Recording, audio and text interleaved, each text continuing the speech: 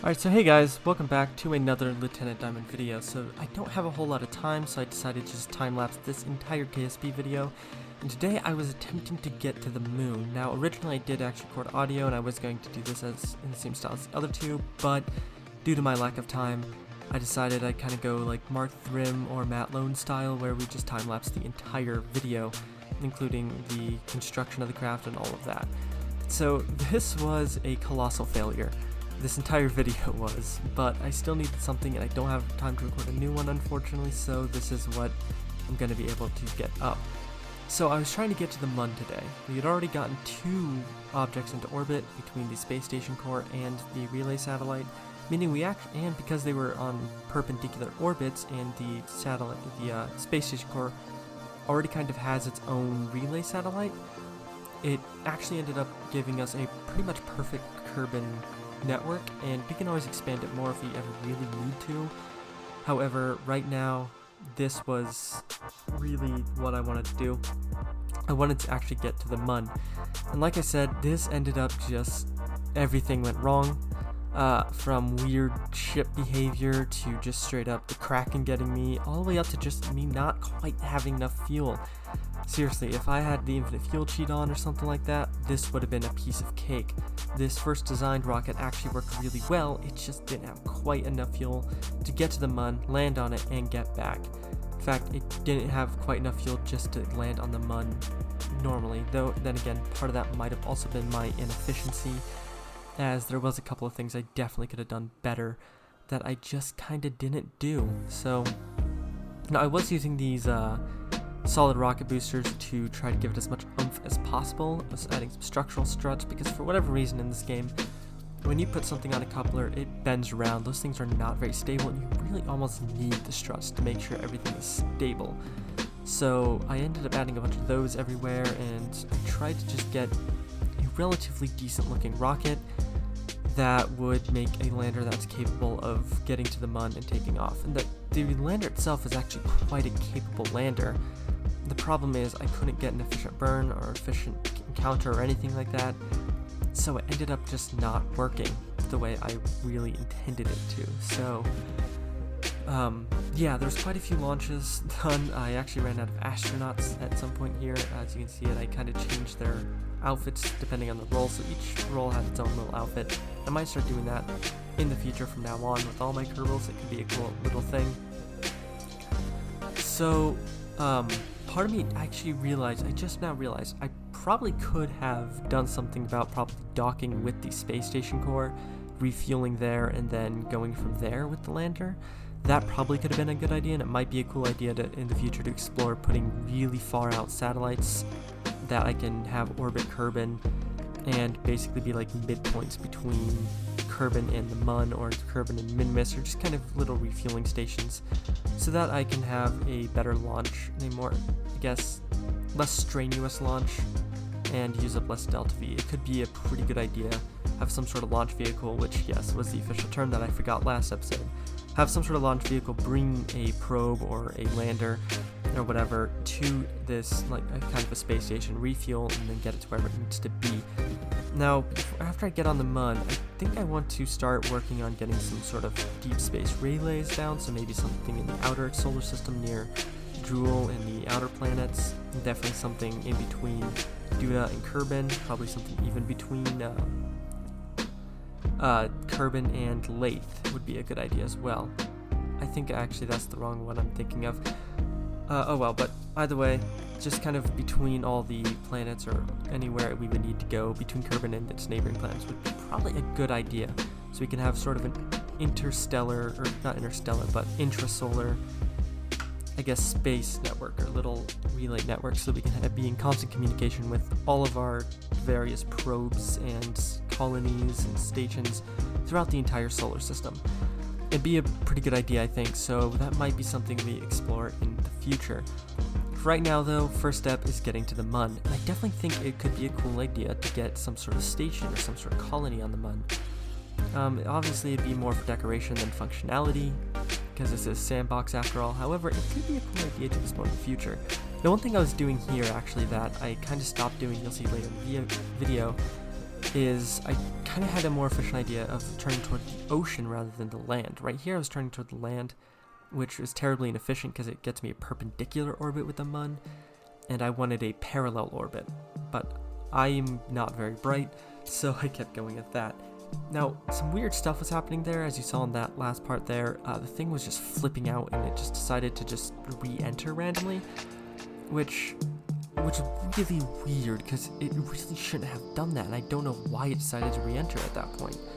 The trajectory it was going looked like it was actually going to stay in space for a little bit, but then it started flipping out all over the place and just went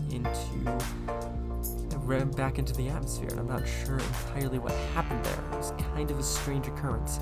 This rocket kept having some weird control issues. It was a little bit weird to control. Like, it controlled okay, but it wobbled a lot, and I think that definitely decreased its efficiency and probably contributed a decent amount to its little, like, fuel problem, or major fuel problem, I should say.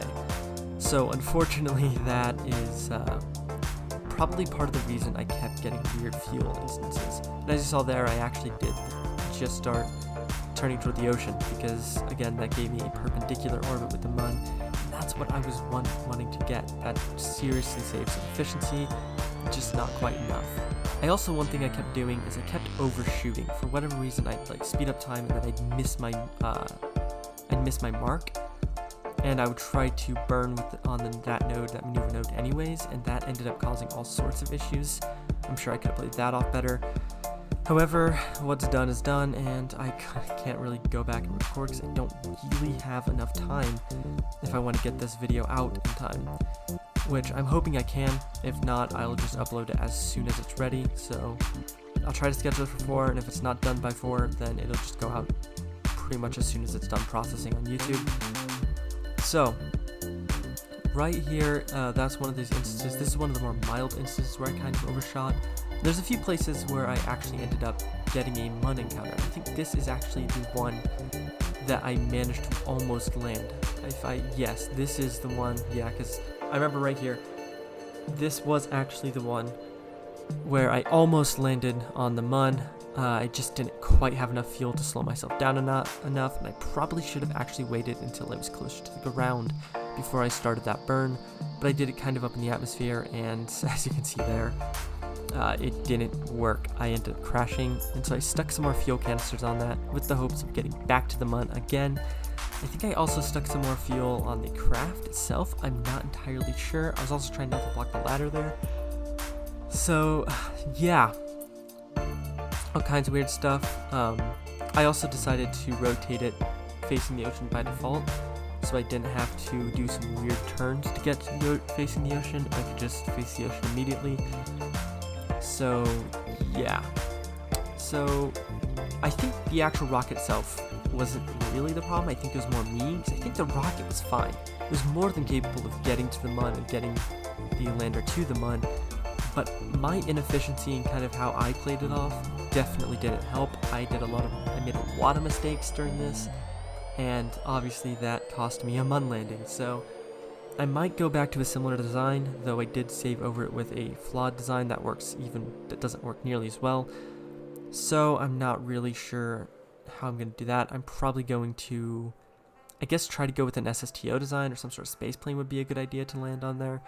It could be a cool idea to try landing with a shuttle, get some sort of SSTO, or just some sort of space plane in general, get it up into the atmosphere into orbit, and then fly it to the Mun. Might be actually a better idea than doing the kind of Apollo style mission where I bring a giant launch vehicle with a tiny little rover, a tiny little landing vehicle, I guess, and try to get it done that way. Here was one of the instances where I majorly overshot. Like, I don't even know how I overshot this badly.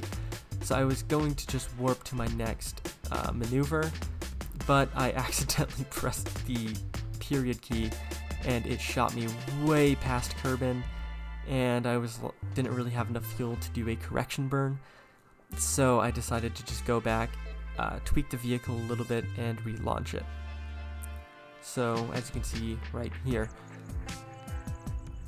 Now eventually I do ditch this design pretty much completely. The rover stays the same, and I actually ditch it all the way up or like pretty much the entire bottom half, or bottom 2/3 of this rocket, I delete and I replace with a much less efficient design. That was based off a design I did in basically this creative world I decided to do, where I did, I guess, what I call the budget carrier, and it works really well with getting things into orbit. However, I don't know if it would really work that well getting things to the Mun, especially when the rover has, or the lander has limited fuel, and I really wanted to save as much of that fuel as I could for getting off of the Mun. So there's a few things I did here. As you can start kind of seeing the beginning of that inefficient design, where I start trying to add these boosters, and I had this really weird thing where it kept trying to phase two boosters inside of each other, and I didn't really want that, so I was trying to structurally stabilize these things. I did eventually manage to. However, this rocket just wasn't working. I was trying to get those boosters on there just so I'd have a little bit of extra oomph to get into space, a little bit of extra power, just so that I could save some of my fuel for the burns. And in theory, that's a pretty good idea. It makes a lot of sense. Give yourself some extra power so you don't have to burn up all your fuel leaving Kerbal. But for some reason, it completely destroyed the controllability of this rocket. So right here, you can actually see me start to, I guess, form the basis for what I was doing here with the kind of, it's almost asparagus design, I guess.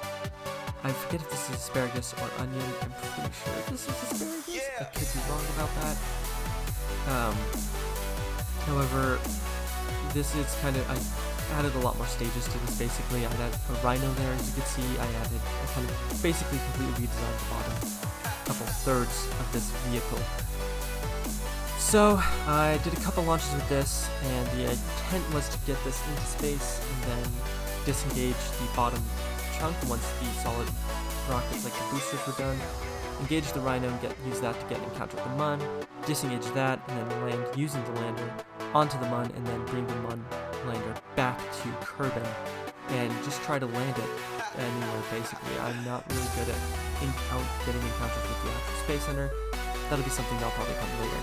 However, I think I've been talking you guys ear off long enough, and the video's about to end, and I'm sure this audio recording is probably already a little bit too long. So that's about it for this Lieutenant Diamond video. If you guys like it, please like and subscribe, and I will see you guys next time. Lieutenant Diamond out.